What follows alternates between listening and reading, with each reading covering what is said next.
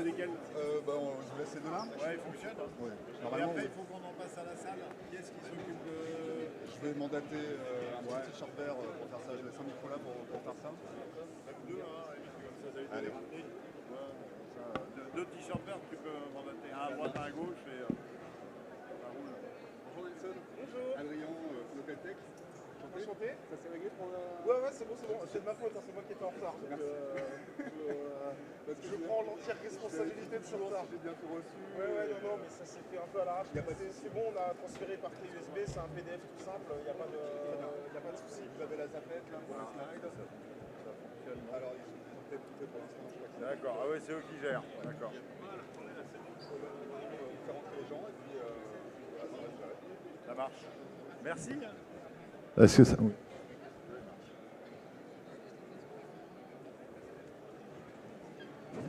Vas-y, installe-toi. Ah. Allons-y. J'ai réussi. T'as vu comme je suis artificiel, moi je suis encore avec mon petit carnet. Tu peux faire un test de micro si tu veux. Et moi ici, ça marche. Bonjour à toutes, bonjour à tous. On attend que les dernières personnes rentrent.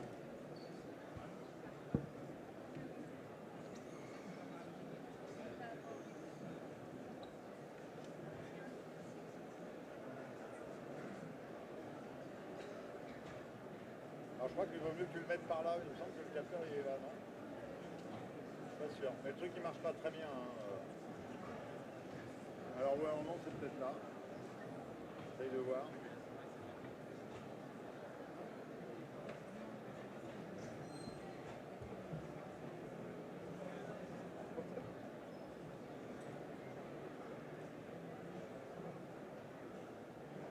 Ah, voilà. C'est eux qui changent. On va voir. Ah, c'est toi qui change. Mais c'est magique, hein. Vas-y quand tu veux. Ouais, c'est bon. Ouais, on peut y aller. Bon.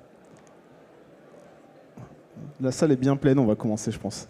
Alors, bonjour à toutes, bonjour à tous. Je m'appelle Nelson Burton. Je suis le fondateur d'une société de médias qui s'appelle Au Cœur des Villes. Il se trouve qu'on fait des magazines, des sites web spécialisés dans la restauration. Donc, pas un truc très intelligence artificielle à la base, sauf que voilà, c'est un outil auquel je m'intéresse pas mal parce qu'on a un nouveau type de média basé sur l'IA qui est en cours de développement. Donc c'est un sujet que j'ai pas mal approfondi ces derniers mois et je laisse Patrick se présenter parce que c'est quand même lui le vrai spécialiste. Oui, merci. Si on peut dire, enfin, on rappelle que ça s'appelle pour les débutants et pour les nuls. Ça s'était appelé pour les nuls. Moi, j'aimais bien, mais je pense qu'il y a peut-être un petit souci de droit d'auteur. Donc bonjour, donc je m'appelle Patrick Evenot. Donc moi, je suis maître de conférences associé à l'université Paris 1 Panthéon-Sorbonne et je m'occupe de formation et de master en hôtellerie, activités touristiques. Mais dans une première partie de carrière, je m'occupais de sociétés d'informatique. Et donc c'est un peu plus naturel, je dirais, le côté numérique et informatique. Voilà. Alors, avant qu'on rentre dans le vif du sujet, je vais juste commencer par un petit rappel de contexte, une petite introduction. J'imagine que l'intelligence artificielle, c'est un terme dont vous avez légèrement entendu parler ces derniers mois. Voilà, c'est principalement incarné par un outil qui a été lancé en novembre 2022, qui s'appelle ChatGPT. Je pense, il y a des gens qui connaissent pas ChatGPT ici? Non, ok, on est bien, c'est bon. Voilà, après l'Internet 2.0, après l'Internet des objets, après le cloud, après je sais pas quel autre truc qu'ils nous ont inventé ces dernières années, le nouveau buzzword numérique qui a émergé, c'est l'intelligence artificielle, incarnée à travers cet outil. Et on va essayer de répondre à cette question de savoir si c'est juste un buzzword, une techno de plus, ou si c'est quelque chose qui est fondamental. Mais en tout cas, ce qu'on peut déjà dire, c'est que l'adoption et le développement des nouveaux outils d'intelligence artificielle se sont faits plus rapidement que n'importe quelle technologie numérique ces 10 dernières années. Voilà, pour faire très simple, ChatGPT, c'est 100 millions d'inscrits et 100 millions d'utilisateurs en 2 mois. C'est près de 200 millions d'utilisateurs aujourd'hui. C'est 2500 applications lancées rien qu'en 2023 avec l'utilisation du terme chatbot dans leur description. Donc en fait, des gens qui disent faire de l'IA, il y en a partout, pour tous les secteurs, pour toutes les typologies, B2C, B2B. Alors là, on a fait le sondage rapidement, on est à 100%, mais cette montée en puissance de l'IA, elle est clairement pas passée inaperçue. Là, les chiffres que vous avez là, donc 83% des Français ont entendu parler de ChatGPT et 77% des Français pensent que l'IA générative est une révolution. C'est des chiffres d'un sondage Ipsos qui ont été faits au moment de l'anniversaire de ChatGPT, donc ça a été fait un an après, en novembre 2023. Ça a dû déjà encore évoluer depuis, tellement ça va vite. Et là, on est quand même dans un univers ici B2B, donc on s'est aussi un peu intéressé à la partie monde du travail, on va dire, et évidemment, on s'intéressera après à la partie hôtellerie-restauration. Mais ce qu'on constate, c'est que si tout le monde connaît ChatGPT, les gens ne savent pas vraiment comment l'utiliser, en revanche. Alors, côté chef d'entreprise, on constate que 71% des chefs d'entreprise déclarent ne pas trouver l'usage dans leurs entreprises de cet outil, et que seulement 15% l'utilisent. Et du côté des salariés, il y a certaines peurs qui sont associées à l'outil, la peur du remplacement par la machine, la peur que ça fasse perdre de l'intérêt par le métier. Enfin voilà, c'est derrière un truc qui se développe hyper vite, il y a à la fois des problématiques d'usage, à la fois des peurs de grands remplacements, enfin plein de questions associées à la notion d'IA générative. Et du coup, maintenant on va rentrer dans le vif du sujet qui est en lien avec notre sujet ici sur l'hôtellerie-restauration. Mais avant qu'on voit quelques cas d'usage, quelques idées, la première question que je voudrais poser à Patrick, c'est quoi l'intelligence artificielle? Est-ce que c'est ChatGPT? Alors, c'est effectivement une bonne question. On est là pour essayer de vulgariser. Nous, on ne va pas forcément vous parler d'outils spécifiques. On va essayer d'élever un peu les choses et de vulgariser un petit peu ça. Alors, intelligence artificielle, alors ChatGPT, c'est de l'intelligence artificielle, mais l'intelligence artificielle, c'est pas, ça ne se résume pas à ChatGPT. Essayons de réfléchir un peu. Intelligence, je pense qu'on est trompé en France sur le mot. Parce que pour nous, intelligence, c'est un mot valise. On est être humain intelligent parce qu'on a tout un ensemble de choses, dont les émotions, la sensibilité, etc. Quand vous réfléchissez, vous vous disez, qu'est-ce que c'est que la CIA ? La CIA, c'est la Central Intelligence Agency. Qu'est-ce que l'intelligence service? C'est les services secrets anglais. Est-ce que ce sont des gens qui sont recrutés pour leur QI et leur intelligence, ou est-ce que ce sont des gens qui sont recrutés tout simplement pour aller chercher du renseignement? Donc il faut avoir bien ça à l'esprit. Quand on parle d'intelligence artificielle, on parle d'abord de renseignement, c'est-à-dire d'information. Ce n'est pas une notion que l'on a dans le langage français de ce mot valise d'intelligence. Donc ça, c'est effectivement très important. Après, vous avez ChatGPT. Alors évidemment, on a entendu parler, tout le monde a entendu parler de ChatGPT, tout le monde l'a plus ou moins utilisé. Très bien, vu que c'est gratuit. Pourquoi on a entendu parler? Parce que derrière, vous avez une société qui s'appelle OpenAI. On ne va pas vous noyer avec des noms de boîtes. Mais derrière cette société, vous avez eu des investissements, mais qui sont des investissements colossaux. Ce qu'il faut retenir dans ce monde de l'intelligence artificielle, c'est que vous avez certainement entendu dire que dans le monde des startups, il y avait des choses qu'on appelait des licornes, c'est-à-dire des sociétés qui étaient valorisées à 1 milliard de dollars. Là, on rajoute au moins un zéro, voire 2 zéros. C'est-à-dire qu'on est passé à un autre niveau d'investissement. Rien que Microsoft, dans OpenAI, a investi à peu près 15 milliards de dollars. Donc c'est une société qui existe depuis 1995, qui a travaillé. Vous connaissez toutes et tous les success stories des sociétés américaines, la façon dont elles deviennent des success stories, c'est qu'elles investissent des masses colossales. Je pense à Uber, Airbnb, qui ne gagnent pas un rond pendant des années, qui investissent et qui après arrivent à cannibaliser un marché parce qu'ils ont investi beaucoup. On a passé un degré supérieur, on est aujourd'hui avec un zéro de plus, tout simplement. Donc c'est pour ça qu'on a entendu parler d'OpenAI, qu'on a entendu parler de ChatGPT, parce qu'à la sauce américaine, on arrive, on nous donne un produit gratuit. Bah, si c'est gratuit, c'est nouveau, pourquoi on ne va pas l'utiliser, donc on va l'utiliser. Voilà. Et aujourd'hui, c'est un produit qui est dans une version améliorée, on en parlera plus tard pour les professionnels, dans une version améliorée qui est payante, mais payante pas cher, 24 $ par mois, c'est quand même pas la mer à boire. Donc c'est pour ça que ça s'est effectivement démocratisé. Pourquoi ça s'est démocratisé? Parce que derrière, vous avez de l'argent, mais derrière, vous avez aussi Microsoft. Et on va s'arrêter 2 secondes sur cette société. S'il y a des hôteliers dans la salle, ils connaissent une petite société très sympathique qui s'appelle Expedia. Cette société Expedia, elle a été créée par qui? Par Microsoft, mais il y a 30 ans. Donc Microsoft fait partie de ces sociétés qui sont avant-gardistes et qui investissent dans des domaines. Ils sont arrivés trop tôt dans le marché de l'OTA, ils ont revendu, etc. OK. Donc Microsoft investit. Microsoft a un business model qui est tout à fait différent de celui de Google. Google vous met des choses gratuites et se fait financer par de la publicité. Microsoft vous fait tout payer. Donc c'est pour ça que vous commencez à regarder un petit peu en vous disant, oh là là, on a un peu un système qui arrive et qui derrière est extrêmement financé et organisé. Donc c'est pour ça qu'on a entendu parler de ChatGPT, mais ChatGPT a des concurrents. Donc ce n'est pas les premiers à s'être lancés. Depuis le Covid, essentiellement, on a eu beaucoup d'argent d'investi. Il y a une société française que vous connaissez pas, qui s'appelle Mistral, qui a levé 500 millions d'euros pour faire de l'intelligence artificielle. C'est pas rien pour nous, Français. Mais par rapport aux 15 milliards de Microsoft, par rapport à ce que met aujourd'hui Amazon et Google, c'est rien. Donc c'est vrai que vous avez différents acteurs qui fabriquent. Qu'est-ce que l'intelligence artificielle? Pourquoi on entend parler? C'est tout simplement parce que c'est un logiciel, ni plus ni moins. C'est un programme. On appelle ça algorithme maintenant, mais c'est un programme informatique. Donc vous avez peut-être pas entendu parler d'une société française qui s'appelle Criteo, mais il y a 20 ans, ils ont inventé, ingénieur des mines, Supélec, un algorithme auquel vous êtes tous confrontés quand vous êtes sur Google. Quand vous allez regarder sur Decathlon un vélo électrique, bah après, vous fermez votre page et puis après, vous allez réserver un hôtel et un restaurant. Vous avez plein de vélos partout. C'est Criteo qui a inventé ça. C'est juste un algorithme. Cet algorithme, ce n'est pas un logiciel que vous achetez, c'est un logiciel que les gens qui fabriquent des applications qui vous sont utiles intègrent dans leur logiciel.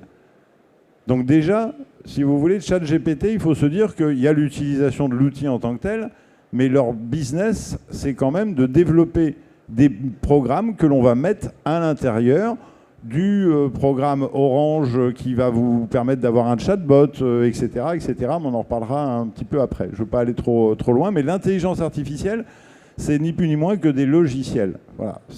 Mais plutôt effectivement des morceaux de programmes qu'on va mettre dans des programmes utiles. Et on verra après en quoi ça sera utile. Et sans rentrer trop en détail dans la technique, mais typiquement, un outil d'IA génératif comme ChatGPT, ça fonctionne comment? Alors, un outil comme ChatGPT, c'est très simple. Tout à l'heure, je vous ai parlé de la CIA. La CIA, il y a énormément de monde partout qui cherche des informations partout. Pourquoi est-ce que c'est la plus grosse agence de renseignement au monde? Parce qu'ils ont plein d'informations. Et nous, aujourd'hui, dans le monde, on a foison d'informations. Ça s'appelle le big data. Cette information numérique, on en a des tonnes et des tonnes. Donc pendant des années, ce qu'a fait OpenAI, c'est aller aspirer sur Internet tout un tas d'informations, voilà, toutes les infos dans tous les sens. Voilà. On dit que c'est à peu près, alors c'est un peu secret, mais donc on n'a pas des éléments forcément toujours tangibles, mais on dit que c'est à peu près 200 ou 2000 fois Wikipédia en termes de volume d'informations. Et eux, ce qu'ils ont développé, c'est un petit programme qui est un programme qui est basé sur une technologie très ancienne, qui est plus vieille que moi, pour vous dire, et qui est un programme qu'on peut mettre, qui s'appelle Deducom, c'est-à-dire un programme de communication par déduction. C'est-à-dire que j'ai mes informations et par déduction, je vais vous communiquer quelque chose. Voilà, c'est juste ce petit bout de programme. Donc c'est le cœur qu'ils ont développé, mais ils ont derrière ça une masse d'informations. Voilà. Ce qui fait que vous pouvez lui demander tout ce que vous voulez. Voilà, vous pouvez lui demander, si c'est l'anniversaire de votre conjoint, de votre conjointe aujourd'hui, vous lui demandez d'écrire un poème pour l'anniversaire de votre conjoint, de votre conjointe. Je vous engage à le faire, vous allez voir, c'est bluffant. Vous pouvez demander n'importe quoi. Bon, là on s'écarte de l'hôtellerie-restauration. Quoique l'hospitality... Justement, on y vient après cette rapide introduction. Dans le cadre de l'hôtellerie-restauration, selon toi, quels sont les principaux cas d'usage où l'intelligence artificielle et l'intelligence artificielle générative peuvent avoir une utilité? Alors, j'en ai mis 4 quand même, mais je suis sûr qu'on va en trouver plein d'autres. Oui, de toute façon, aujourd'hui, vous avez remarqué, vous êtes sur un salon où on vous vend de l'intelligence artificielle à tous les étages. Il n'y a pas un truc qui ne soit pas en intelligence artificielle. Je crois que j'ai vu des fours qui qui cuisent du poisson, de la viande en même temps dans le même four, mais pas avec le même timing, parce qu'ils sont pilotés par une intelligence artificielle. C'est certainement vrai, mais voilà. Alors à quoi ça va servir? C'est assez simple. Quand on regarde un peu à quoi nous a servi la caisse enregistreuse par rapport au papier et au boulier, c'était une évolution. Quand on voit à quoi nous sert un poste par rapport à une caisse enregistreuse, c'est une évolution. Donc on va encore évoluer donc, dans tous les métiers et à tous les niveaux. Il faut bien retenir cette notion de masse d'informations et au milieu, un cœur qui, lui, va être capable de traiter l'ensemble de ces informations. Donc il faut bien retenir ça. On a dans un restaurant ou dans un hôtel des masses d'informations. Donc on va essayer de pouvoir travailler avec ces masses d'informations sur tous les sujets possibles et imaginables. Il faut par contre revenir à l'essence même de votre métier. Je pense aux hôteliers, c'est l'hospitalité. L'hospitalité, c'est un peu, si j'avais le temps, j'irais voir si mon client il est dans la chambre et puis je pourrais adapter ma climatisation, etc. Si je savais que mon client, il aime les grands lits, je lui mettrais un grand lit plutôt que 2 lits. Voilà. Donc c'est l'hospitalité, il faut revenir. Est-ce que je vais avoir des outils qui vont m'aider à faire ça? Bien sûr. Ça va être même assez simple. Pourquoi? Parce que derrière cette histoire d'entreprise qui est colossale, se jouent des enjeux dont on n'a même pas idée, qui sont justement de pouvoir récupérer l'information pour pouvoir proposer à des clients une personnalisation. Personnalisation devient un mot-clé. L'expérience, ça fait longtemps que c'est un mot-clé, mais la personnalisation devient un mot-clé maintenant dans nos métiers. Hôtellerie ou restauration. Comment, en restauration, si j'invite des amis chez moi, donc je les connais, je sais ce qu'ils aiment, je sais ce qu'ils n'aiment pas, je connais la cuisson de leur viande ou de leur poisson, je connais le vin qu'ils préfèrent, je connais tout, donc je suis là pour leur faire plaisir. Mon métier de restaurateur ou d'hôtelier, c'est d'essayer de faire plaisir et d'apporter la meilleure des expériences. Donc plus on va avancer, et on le verra tout à l'heure un peu avec ChatGPT, plus on va aller vers une personnalisation de l'expérience que l'on va pouvoir offrir. Et donc on a des outils aujourd'hui au service du client qui vont permettre de savoir combien de restaurateurs sont embêtés toujours à demander les allergènes. Si on avait aujourd'hui un système qui permettait à la réservation de dire « je connais les allergènes du client », mais ça serait top. Et puis on va un peu plus loin. Si je savais que le client, en fait, ils sont 4, ils préfèrent les tables rondes plutôt, voilà, ou les tables hautes, ou si... Voilà, je peux tout imaginer. Et aujourd'hui, vous avez, comme je l'ai dit tout à l'heure, ces petits logiciels qui sont achetés par toutes les sociétés que vous voyez là, qui s'intègrent à leurs solutions, ils vont pouvoir vous proposer des solutions pour plein de choses. Donc service client, on verra aussi qu'il y a la rentabilité. La personnalisation, c'est vraiment le cœur de l'outil. Donc c'est vraiment le plus important. L'amélioration opérationnelle, donc de pouvoir prévoir. Donc imaginez que vous ayez un restaurant et un hôtel-restaurant, comme ça on va faire les deux en même temps, pas très loin d'ici, et que vous sachiez exactement ce qui se passe comme salon. Alors vous savez, vous allez voir ce qui se passe, mais que vous sachiez précisément. J'ai un salon, 80% des gens viennent du sud de la France, dans le sud de la France on mange ça, etc. Vous allez pouvoir être opérationnel. Les moments où il n'y a pas de salon, alors vous les connaissez, mais les informations précises, vous ne les connaissez pas. Aujourd'hui, on travaille par exemple avec des données sur les territoires, font des efforts et travaillent de promotion et travaillent sur des données, des commandes, des réservations de billets d'avion. Je sais que dans 3 mois, je vais avoir des Polonais à Nice parce que les réservations, les avions ont déjà été réservés, c'est plein. Donc c'est beaucoup de prévisions. Dans l'hôtellerie, plus que dans la restauration, mais ça vient en restauration, on aime prévoir les choses. On aime la clientèle affaires parce qu'elle nous réserve quelque chose 6 mois avant. Ce qu'on n'aime pas, c'est de se retrouver dans le jus parce qu'on avait prévu 40 couverts, on en a 80, ou on avait prévu 80, on en a 40. Donc pour l'aspect opérationnel, ça va être effectivement très important. Hier, on remettait des awards à des sociétés. Vous avez des sociétés qui aussi vont vous permettre... Alors, c'est pour ça qu'on utilise l'intelligence artificielle à tous les étages. C'est vous prenez une photo de votre assiette avant de jeter à la poubelle. C'est tout simplement qu'il y a une photo et que derrière, vous avez un logiciel qui, lui, reconnaît les aliments et vous dit c'est plus la peine d'acheter 300 kg d'haricots verts par semaine parce que de toute façon, tu en jettes 100. Donc en achetant juste 200, ça suffira. Vous avez des sociétés qui se pluguent sur la météo et qui vous disent vous avez une terrasse de 50 couverts, Dans 20 jours, il faut prévoir plus de tartare parce que les gens vont manger plus en terrasse, plus de salade, etc. Voilà, vous avez tout ça. Mais encore une fois, est-ce de l'intelligence? Non. C'est plus une notion d'information. J'ai une masse d'informations, j'ai un super calculateur. Comme je le disais, ça existe depuis très longtemps. Donc, mais pourquoi aujourd'hui, pourquoi est-ce qu'il y a tant d'investissements et que ça sort aujourd'hui? C'est parce qu'aujourd'hui, toutes les planètes sont alignées. J'ai des super calculateurs qui font 1 milliard, 2 milliards de calculs à la seconde. C'est là où l'être humain, il est à genoux. Il sait déjà pas faire... moi, on est enseignant, donc on a beaucoup d'étudiants qui ne savent déjà pas faire une addition en moins de 5 secondes. Donc c'est toujours un peu difficile. Mais vous avez un super calculateur. Vous avez énormément de données et vous avez un tuyau en 5G qui vous permet de travailler les choses. Les planètes sont réunies. Donc vous pourrez effectivement, pour l'aspect opérationnel, traiter tout ce que vous souhaitez traiter. Mais encore faut-il que vous, pour ne pas vous faire vendre n'importe quoi, vous ayez conscience de quel est votre métier, ce que vous voulez et qu'est-ce qui pourrait vous aider. Ce sont, à l'avenir, c'est ce qu'on nous a vendu depuis 20 ou 30 ans, c'est-à-dire des assistants personnels ou professionnels qui, eux, vont vraiment vous assister en disant, écoute, tiens, éteins-moi le chauffage là où il n'y a pas de clients. Et d'ailleurs, il n'a même plus besoin de lui parler, il doit être capable de le faire tout seul. Excusez-moi, je suis long. Hein. En même temps, le sujet est quand même, on est encore en démarrage, c'est du défrichage et il y a beaucoup de choses à dire.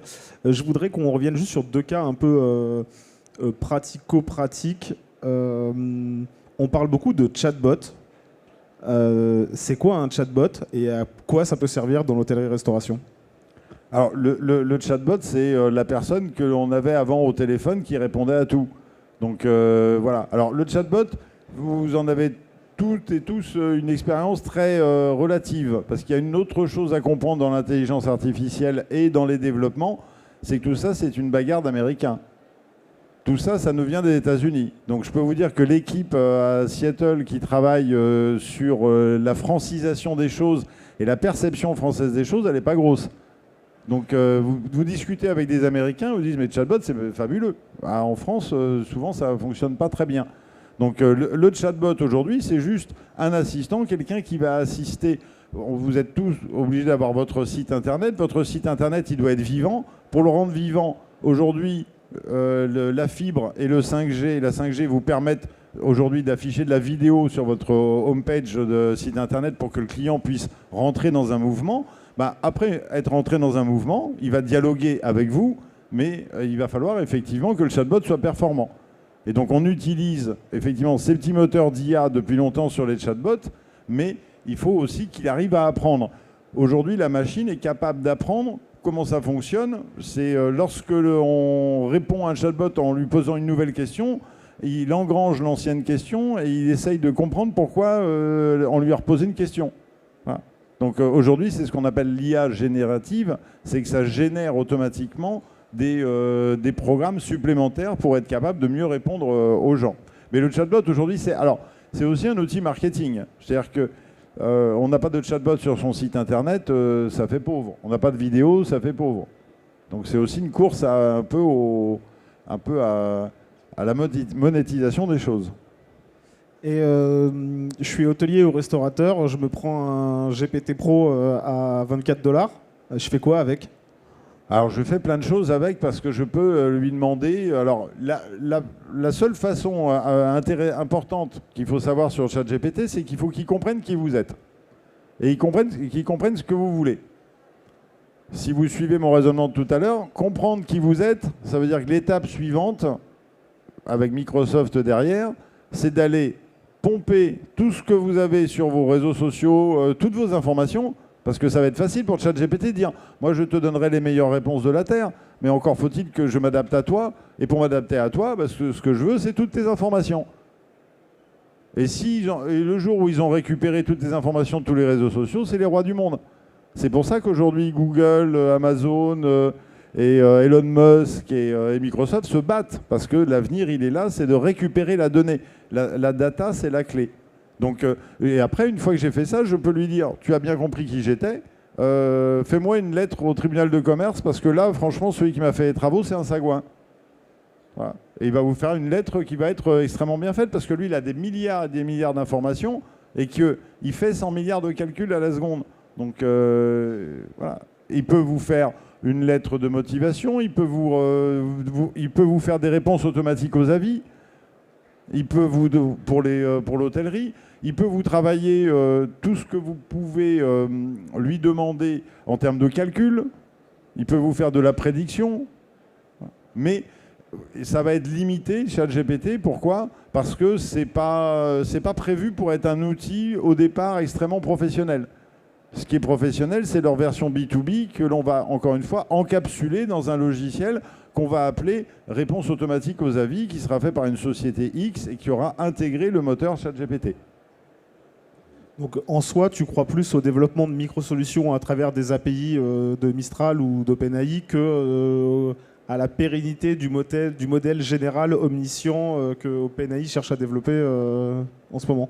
Alors, c'était pour eux une façon marketing de se faire connaître. Aujourd'hui, des milliards de gens ont utilisé ChatGPT. Tous ceux qui ont un ordinateur ont utilisé ChatGPT. C'est gratuit. Donc, après, ceux qui l'utilisent pour être de manière payante. Alors, après, tous les métiers sont impactés. Vous avez, par exemple, les avocats pour aller faire une recherche de jurisprudence. Il n'y a pas mieux. Hein. Alors, par contre, ils vous en sortent 500. Je ne sais pas comment vont faire les juges, mais vous en sortir 500, là où les avocats avaient du mal à en trouver 3. Donc voilà, tous les métiers sont impactés.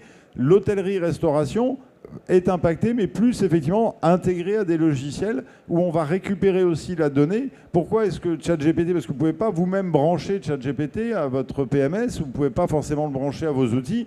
Donc vous allez avoir besoin de quelqu'un, professionnel du métier, qui aille brancher à vos outils. Mais aujourd'hui, voilà, vous avez des solutions, par exemple, je parlais du chauffage tout à l'heure, qui se branche sur votre système de chauffage et qui va automatiquement analyser les présences par rapport à votre PMS, qui va regarder les présences des gens et qui va baisser la température, augmenter la température, qui va vous sortir des données. Mais il faut l'utiliser plutôt comme étant un outil qui puisse un assistant, voilà, en disant voilà, comment je peux optimiser mes affaires. Et plutôt que quelque chose, la version automatisation des choses, ça sera pour un peu plus tard. Nous, c'est un petit peu plus compliqué. Si vous prenez par exemple aujourd'hui, des buildings à la Défense sont tous équipés de ce type d'éléments, sauf que la différence entre un hôtel et un building à la Défense, un building, ils ont toujours les mêmes personnes dans les mêmes bureaux. Donc effectivement, on sait que machin est en télétravail le lundi, le vendredi, on sait que l'autre est toujours en déplacement, etc. Voilà, donc c'est facile sur un building. Nous, en hôtellerie, on n'a que des clients différents. Donc c'est effectivement plus compliqué. Mais vous avez une autre technologie de planète qui s'aligne, c'est l'Internet des objets avec les capteurs. Voilà. Aujourd'hui, un capteur est autonome. Hein, les capteurs n'ont pas besoin même d'être branchés électriquement. Les capteurs donnent des informations. Tout part de l'information et de ce logiciel cœur qui, lui, va être capable d'interpréter ces informations et de vous sortir quelque chose que vous-même, en tant qu'humain, vous n'avez pas la capacité, non pas intellectuelle, non pas intelligente, mais pas la capacité de mémoire, tout simplement. L'exemple que je prends souvent, c'est en fait ChatGPT, c'est comme si tu avais 50 stagiaires qui travaillent full-time pour toi, et à qui tu peux demander ce que tu veux, et parce qu'ils ont juste, entre guillemets, plus de puissance de calcul par le nombre et par leur capacité à traiter de l'information. Oui, c'est un vrai assistant personnel, un vrai assistant professionnel. Mais encore une fois, on n'en est un peu qu'au début. Il faut regarder, voir un petit peu ce qui est proposé, ne pas se lancer corps et âme dans tout ce qui se présente. Mais de toute façon, c'est quelque chose qui va évolutionner les métiers et qui, quelque part, si on réfléchit à la mentalité américaine, va permettre aux hôteliers, aux restaurateurs de se concentrer sur leur vraie activité et non pas sur des tâches qui sont souvent un peu barbantes. Voilà. L'intelligence artificielle, vous l'avez en RH aussi. C'est-à-dire vous êtes capable, si vous avez généré, vous avez des salariés, des extras, etc., c'est capable de vous proposer des personnes qui vont venir. Vous avez quelqu'un qui n'est pas là pour samedi soir, et ça va vous proposer en disant tiens, il y a un tel, ils sont disponibles. Pourquoi on sait qu'ils sont disponibles? Encore une fois, c'est basé sur la donnée, parce que les personnes auront ouvert leur carnet à eux, et vous saurez qu'ils seront disponibles. Donc les applications, c'est beaucoup d'aides, et elles sont, ça va être sur tous les champs d'application du métier. Et pour parler un peu des limites aussi, parce que je l'ai évoqué rapidement en introduction, et là on a dit plein de choses bien et plein de choses potentiellement développables. En gros, c'est quoi les limites que tu vois aux outils génératifs et à l'intelligence artificielle de manière générale, et quels sont les dangers, ou en tout cas les pièges dans lesquels il ne faut pas tomber? Alors, c'est une petite anecdote qui date de ce matin. Et ici, vous avez remarqué, il y a des robots qui se baladent. Il y a un robot qui se balade et qui m'a marché sur les pieds. Et qui m'a dit, pardon, est-ce que vous pouvez vous pousser? Alors là, je me suis dit, ça commence à être un peu limite. Parce qu'effectivement, là, c'est quand même pas top. Donc je suis allé voir le gars qui le fabriquait. Je lui ai dit, l'idéal serait de mettre des balais en dessous le truc. Comme ça, il pourrait faire nettoyeur de chaussures. Éventuellement, ça serait bien. Voilà, donc il y a effectivement des limites. Non, la plus grande limite, en fait, c'est celle qu'on va se donner, nous, en tant qu'être humain, c'est de se reposer là-dessus. Nous, on le voit dans le monde étudiant. Par exemple, à la fac, il n'y a pas le droit d'utiliser ChatGPT. Mais tous les étudiants l'utilisent. Le problème, c'est que si vous utilisez ChatGPT d'abord, du coup, ça devient votre cerveau. Vous externalisez votre cerveau. Et là, c'est pas bon. Nous, on l'utilise en tant qu'enseignant. On fait des choses nous-mêmes et après on demande à ChatGPT ce qu'il en pense.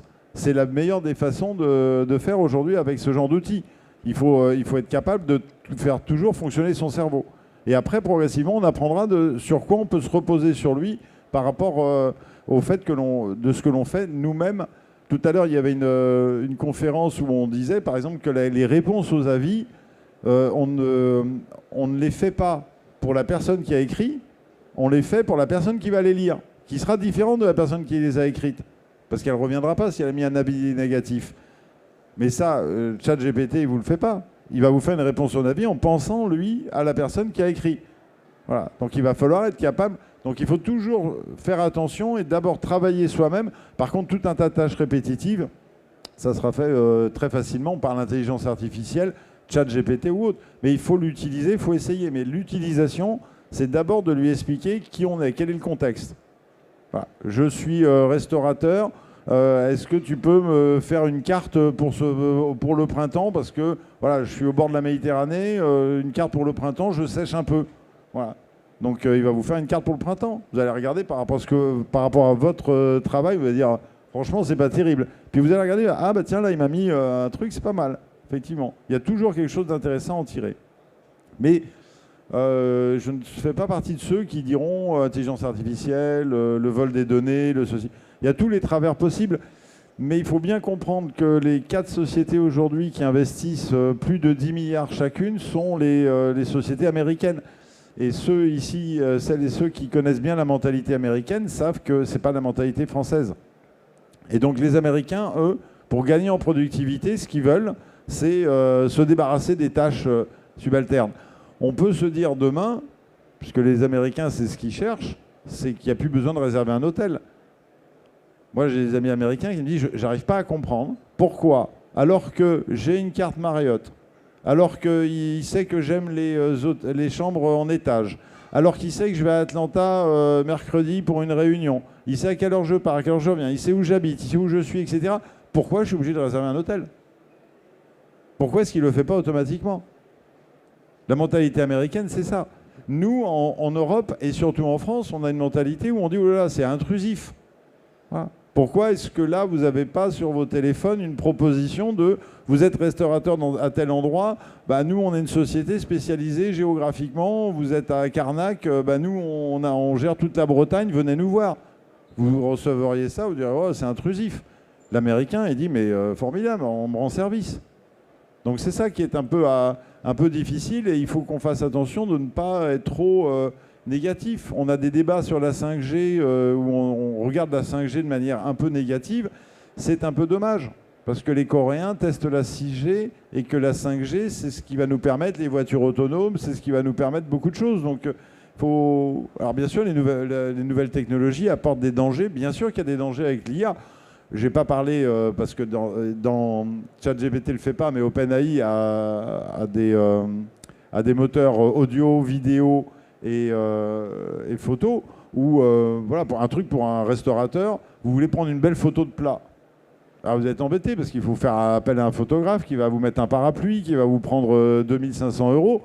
Bah, vous demandez à l'intelligence artificielle. Il vous fait votre photo de plat, alors fais-moi, bah, voilà, c'est... un petit salé aux lentilles, mais je le veux dans un décor avec ceci, je veux ça. Il vous fait tout. Parce qu'en photo, par exemple, alors ça, après, on connaît tous les dérives, mais en photo, mets-moi la tête de Donald Trump sur le corps de quelqu'un d'autre, fais-moi une vidéo comme si. Aujourd'hui, on est capable de faire un script et de faire un court-métrage. Fais-moi un court-métrage, vous avez des logiciels, qui sont spécialisés là-dedans, fais-moi un court-métrage, invente-moi une histoire de mon restaurant, un beau storytelling, voilà qui je suis, et tu me fais un film, et comme ça, je le mets sur mon site internet. Voilà. Vous avez tout ça aujourd'hui. La voix aussi est extrêmement importante, puisqu'aujourd'hui, l'entrée, nous, on a tous l'habitude de taper sur des écrans ou sur des claviers, mais c'est fini. Alors même en France, les jeunes générations s'y sont pas encore mis, mais en Asie, ils parlent au téléphone. Voilà.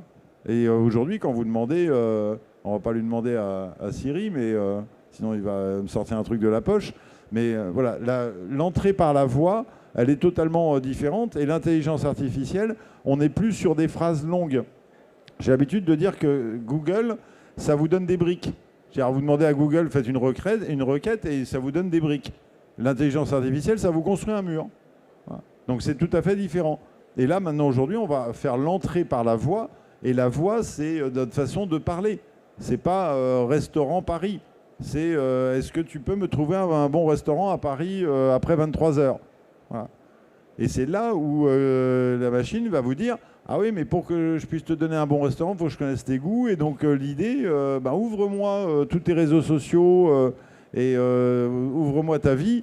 Et là, effectivement, je vais te trouver, tu vas avoir le restaurant top idéal pour toi. Donc voilà, on parlait un peu éventuellement des métiers qui peuvent changer. C'est vrai que guide touristique, voilà. Alors on me demande souvent, oui, les concierges, c'est la mort des concierges. Non, c'est au contraire. Pour un hôtel 3 étoiles, c'est un concierge intéressant en termes que l'on ne peut pas avoir, on ne peut pas se payer en humain. Donc on peut avoir un concierge qui soit intéressant. Et pour les clés d'or, c'est le métier, c'est le haut du métier qu'ils font déjà, c'est de pouvoir trouver une table chez Christian Lesquer ce soir à 19h30 alors que c'est complet. Voilà. Donc les métiers vont monter un peu en puissance. À mon âge, vous imaginez bien que j'ai connu la révolution du traitement de texte, la compta qu'on faisait à la main. Enfin voilà, si vous voulez retourner à la compta à la main, 404, compte client, 707, et ventes, si vous voulez retourner à faire des fiches, voilà. Donc on ne va pas retourner à ça. Donc, et ça va nous donner encore une possibilité supplémentaire d'améliorer le travail et peut-être d'enlever une partie des choses quand on réfléchit bien, mais c'est difficile quand on est chef d'entreprise. Parce que souvent on a la tête dans le guidon, donc on a besoin de prendre un peu de temps et un peu de hauteur, mais il y a des choses que l'on fait qui sont tellement répétitives, on les fait parce que par habitude, et il faut arriver à se dire, bah tiens, si je pouvais me dégager de ça, moi je connais un hôtelier, il travaille que le matin, l'après-midi, il est à disposition de tout le monde pour gérer les problèmes qu'il a dans ses 7 hôtels. Voilà, et sinon il travaille que le matin. Voilà. Mais il me dit, l'intelligence artificielle, si ça pouvait me faire ça, ça, ça et ça, ce serait bien. Et ça viendra. De toute façon, le truc qui est le plus important, il y a déjà pléthore d'outils, il faut se poser la question de manière fonctionnelle, de quoi on a besoin, où est-ce qu'on peut optimiser des choses, et surtout où est-ce qu'on peut optimiser des choses qui nous emmerdent, passez-moi le terme, je suis désolé, où une machine pourrait être plus efficace de manière assez simple. Bien sûr, c'est toutes ces tâches répétitives, mais on va peut-être passer à... Je vois que ça leur passe, parce qu'on voudrait quand même... Voilà, que vous puissiez poser toutes les questions. Je rappelle le proverbe chinois, il n'y a pas de questions idiotes, il n'y a que des gens qui ne posent pas la question et qui restent idiots toute leur vie. Et comme c'est pour les débutants et pour les nuls, est-ce que... Ouais, tenez, voilà. Ouais, merci.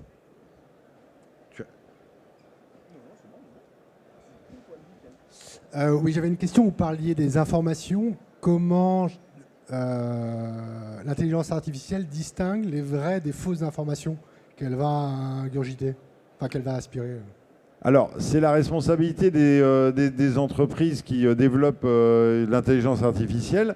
Donc, mais aujourd'hui, effectivement, il y a énormément de fausses informations. Alors, et ce qu'il faut comprendre aussi, c'est que souvent l'intelligence artificielle, ce qu'on appelle générative, elle crée automatiquement des choses. Et des fois, quand elle ne sait pas, elle invente. Voilà. Donc nous, par exemple, à l'université, c'est des choses qui ont été détectées dans toutes les universités du monde.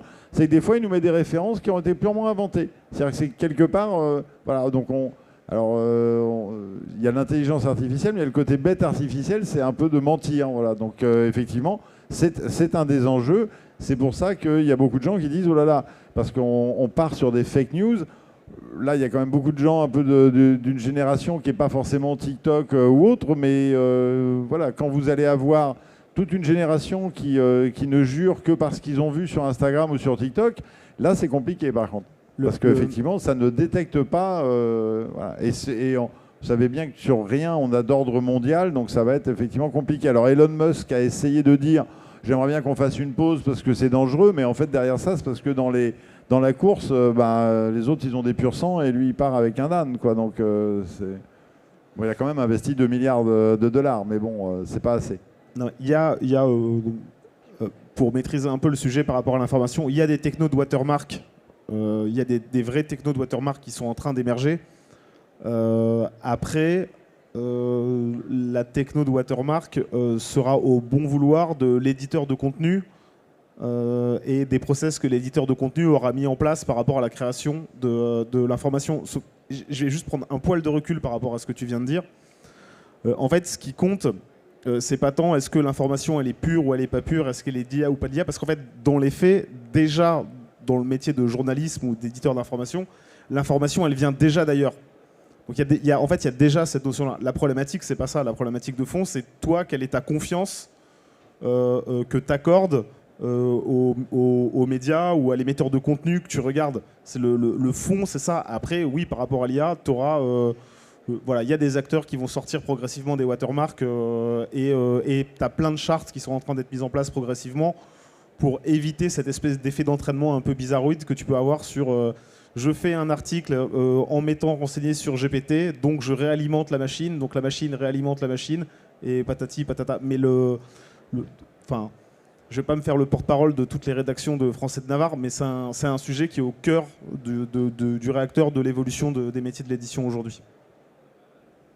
Oui, pour compléter, ce qui est vraiment très dangereux, c'est la vidéo. Parce qu'aujourd'hui, on a donné une telle vérité à ce que l'on voit en vidéo. Le texte, bon, on peut se dire, ça peut mentir. La photo, ça peut être un peu truqué, mais on a quand même déjà un capital confiance intéressant. La vidéo, on a toute confiance. Si vous voyez quelqu'un en train d'agresser quelqu'un d'autre en vidéo, vous dites, ah non, c'est sûr qu'il a agressé. Et c'est là où ça va se jouer. Et comme l'intelligence artificielle est très très forte en vidéo, pourquoi ? Parce que, encore une fois, c'est des super calculateurs. Donc, je prends des pixels d'image. Voilà. Aujourd'hui, on a tous des téléphones qui font des photos qui sont capables de nous faire quelque chose de très net sur des panneaux de 50 mètres carrés. Donc, effectivement, ça va être un peu compliqué, la vidéo, et ça va être compliqué juridiquement. Là, pareil, on a réussi à régler un peu le problème des avis. C'est-à-dire qu'on a globalement, les gens qui laissent un avis, globalement, sont venus dans l'établissement. Pour ceux qui sont un peu plus anciens, il y a une dizaine d'années encore, il y avait des sociétés, des petits malins qui vendaient des paquets d'avis, qui vous disaient, moi, je vous génère 1000 avis positifs sur votre restaurant pour 1000 €.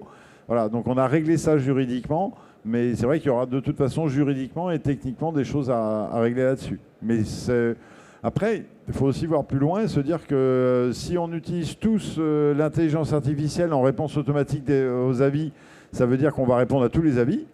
Et on va se retrouver avec une masse, et je pense que les avis n'auront plus tellement d'importance une fois que ça sera complètement noyé. Dans 5-10 ans, il y aura autre chose qui comptera.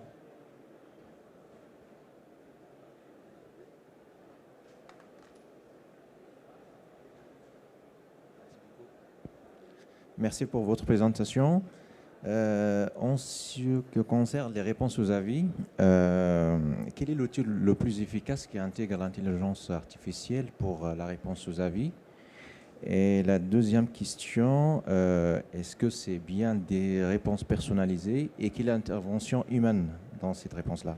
Alors, moi, je ne vais pas vous faire de promotion de société. Vous avez 3-4 sociétés ici, donc en ressortant, vous allez voir les sociétés qui génèrent ça. Elles ont toutes un moteur d'intelligence artificielle. Il y a bien sûr une intervention humaine. En fait, ça analyse l'avis du client et ça va vous proposer une réponse. C'est-à-dire que vous arrivez le matin et vous avez tous vos avis avec une proposition de réponse. Vous la modifiez pas, vous faites Enter, Enter, Enter. Voilà, c'est vraiment très très efficace. Souvent, moi, la plupart des hôteliers me disent j'écrirai pas mieux. Alors, parfois, par contre, on va dire qu'à à 5%, c'est pas du tout dans le bon tempo, mais, enfin dans le bon thème, mais à 80%, ça pourrait être automatique, à 15%, il faut un peu modifier, et à 5%, c'est effectivement pas bon. C'est un peu les rapports qu'on peut avoir. Mais là, vous avez 3-4 sociétés qui font ça, qui le font très bien. Ça coûte pas très très cher. C'est des petits plugins, c'est vraiment simple et c'est intéressant. Merci beaucoup.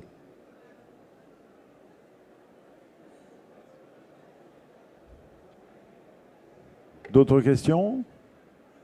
On peut prendre une dernière. Ah, pardon. Oui. Je crois peut-être la dernière. Donc, dans l'intelligence artificielle, on parle du prompt. Qu'est-ce que c'est? Est-ce que c'est important lorsqu'on commence à poser une question justement à l'intelligence artificielle et la façon dont on la pose cette question? Alors oui, c'est extrêmement important la façon dont vous posez la question. Et mais c'est plus l'aspect de pouvoir lui donner le contexte. C'est suivant le contexte, vous aurez des réponses totalement différentes. Donc lui a vraiment besoin d'avoir le contexte. Donc il a besoin d'avoir une ligne, un paragraphe, voire même toute une page d'explication du contexte. Plus il aura le contexte, plus il va pouvoir vous personnaliser la réponse. Vous lui dites, voilà, trouve-moi un restaurant à Paris. Bah, il va vous donner des éléments. Vous dites, alors moi j'aime plutôt les grillades, trouve-moi un restaurant à Paris. Il va vous donner d'autres éléments. Ah oui, alors moi j'aime les grillades et j'ai besoin d'un restaurant à Paris dans le 15e et qui soit ouvert après 23 h. Voilà, il va vous donner d'autres éléments. Vous voyez, il faut vraiment... ChatGPT, c'est effectivement ce qui est difficile à comprendre par rapport aux habitudes qu'on a pris avec Google où on lui mettait 1 mot, 2 mots, 3 mots, ça suffisait. Là, non, c'est vraiment le contexte. Et encore une fois, pour l'instant, on est dans cette étape-là. L'étape suivante, c'est qu'ils vous disent non, mais je n'ai pas besoin de ton contexte parce que j'ai tout récupéré puisque tu m'as autorisé à tout récupérer. Et c'est là où, effectivement, ça va pouvoir être extrêmement, extrêmement puissant. Et utilisé commercialement parce que vous comprenez bien que les entreprises, bah, vous, si vous êtes spécialisé dans votre cœur de métier sur quelque chose, vous allez pouvoir avoir une segmentation et un ciblage extrêmement fin. Vous allez pouvoir dire, tiens, là, moi je suis le seul à faire des gambas flambées et à être ouvert après 23 h. Bah, on va vous dire, bah, moi c'est simple, hein, je ne vais pas passer des panneaux 4x3 sur le périphérique. Je vais te trouver la personne qui aime manger à cette heure-là, qui sera présent ce jour-là à Paris et qui a le budget, etc. Ça va être extrêmement aussi puissant pour trouver des clients. Parce que nos métiers, c'est d'abord d'aller chercher des clients, de les trouver, et après de leur apporter une expérience. Donc sur les deux volets, comptez sur les commerciaux du monde entier pour arriver à vous vendre des trucs pour avoir des nouveaux clients. Juste sur les prompts, en fait, il faut revenir à la base de ce que c'est GPT. GPT, c'est un modèle statistique prédictif. Donc comme tous les modèles mathématiques, statistiques, prédictifs, plus tu vas lui donner des hypothèses claires en entrée, plus il va te fournir une réponse claire à la sortie. Si tu lui dis un truc vague qui ne veut rien dire, il va te répondre un truc vague qui ne veut rien dire. Et de la même façon, il y a des biais dans le modèle qui aussi peuvent l'amener parfois à raconter des trucs un peu rigolos.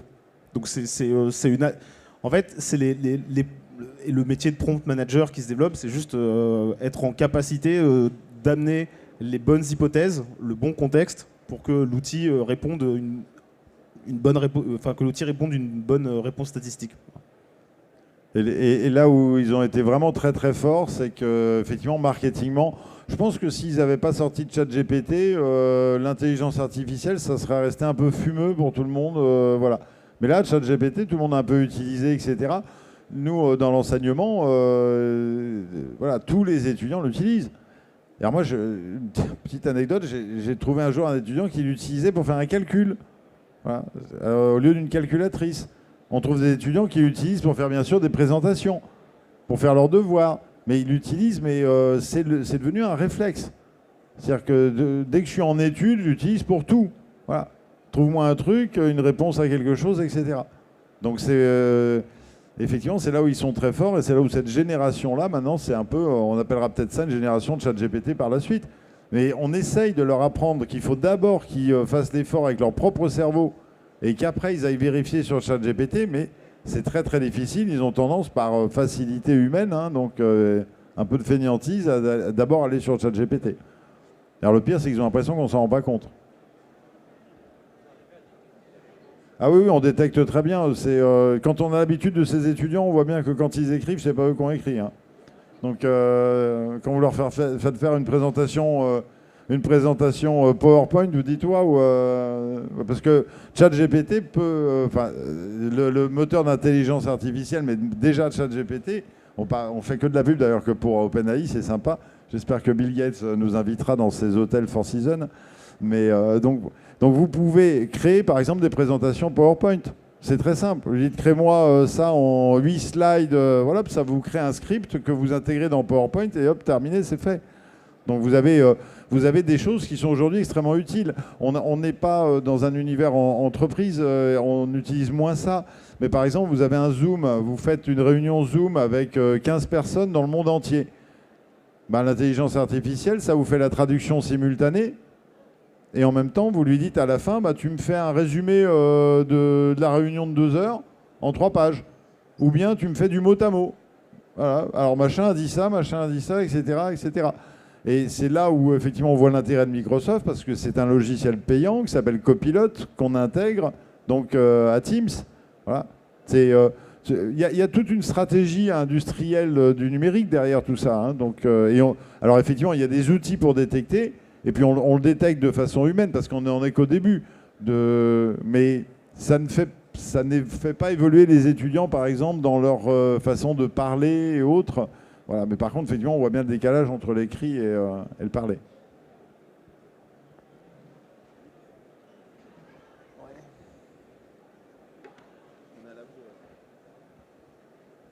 Bonjour. Oui, puis après on arrête. Excusez-nous, on dépasse, on est trop passionné. Bonjour. Vous êtes dans l'enseignement. Donc là, on est sur une nouvelle technologie à laquelle on n'a en général pas été trop formé et où j'imagine les modules sont encore en cours de création. Quelles sont les options, enfin les solutions aujourd'hui pour si on veut se former, si on veut aller sur cette solution autrement qu'en tâtonnant? Est-ce qu'il y a des MOOC qui existent un peu matures? Est-ce qu'il est urgent d'attendre parce que pour l'instant tout le monde tâtonne? Alors, c'est pas forcément une question de tâtonner, c'est simplement que vous avez effectivement, oui, des MOOC qui sont très intéressants et vous pouvez vous former, mais alors, on est plus dans le monde anglo-saxon parce que nous, en France, entre notre mentalité et la RGPD, on est frileux sur le sujet. Comme je le disais, à l'université, c'est pas un sujet tabou, c'est un sujet d'actualité, mais on se pose la question. Nous, on est encore dans des examens sur papier avec crayon et le nom de l'étudiant qui est caché. Ce qui nous sauve d'ailleurs de ChatGPT, parce que les écoles de commerce qui sont en examen numérique, finalement, on peut se retrouver avec du ChatGPT. Nous, on n'a pas ça. Mais effectivement, vous avez beaucoup de tutos, mais en anglais, pour se former. Mais se former à quoi? Se former à ChatGPT, oui. En fait, on se forme à un outil. Si vous voulez, quand on parle de l'intelligence artificielle, on parle du jardinage. Après, derrière, il faut parler de ChatGPT, c'est une pioche. Voilà, vous voyez, une métaphore à dessous, mais voilà. Donc, est-ce qu'on veut se former sur le jardinage en général ou est-ce qu'on veut se former sur... Parce que le problème, comme vous voyez un peu ce que disait mon collègue, on tombe vite dans des jargons. Chaque secteur d'activité invente son langage à lui, on tombe vite dans des jargons qu'on ne comprend pas. Donc, et c'est tout à fait logique. Moi, si je travaille dans d'autres domaines, il y a plein de jargons que je ne comprendrais pas. Mais effectivement, on peut se former. Ce qu'il faut, c'est arriver à... Effectivement, la démocratisation de ChatGPT permet de bien utiliser. Si vous arrivez déjà à bien utiliser la version 3.5 et vous arrivez aux limites de la version gratuite, vous passez à la version payante à 250 € par an. Ça ne va pas ruiner forcément. Et puis après, vous verrez... mais il faut suivre l'évolution. Dans tous les cas, il faut être vraiment en veille sur ce que ça fait. Et surtout, être très critique, positive et négative avec chaque fournisseur qui va vous présenter une solution à base ou intégrant l'IA. Mais il faut vraiment arriver à comprendre. Mais ça peut faire... voilà, en cuisine, on débattait avec des chefs. Un chef, ça invente une recette, mais par rapport à, mettons, 1000 éléments qu'il va avoir dans la tête. Donc vous avez l'intelligence artificielle qui va être capable d'avoir 20 000 éléments ou 50 000 éléments de... Je vous donne un fenouil et une côte de porc, et que faisait Raymond Oliver avec, que fait Christian Eusker avec, etc. Si vous savez ce que font tous les chefs du monde entier avec 2 ingrédients, vous avez des propositions de recettes, vous voyez, par exemple. C'est beaucoup de masse d'informations traitées très rapidement. Et c'est pour ça que ça sort maintenant, c'est la rapidité à laquelle on est capable de... On a la masse d'informations, on a la rapidité, donc c'est pour ça que c'est le moment de l'intelligence artificielle. Excusez-nous, on arrête. Merci bien. Merci beaucoup. Merci pour votre attention.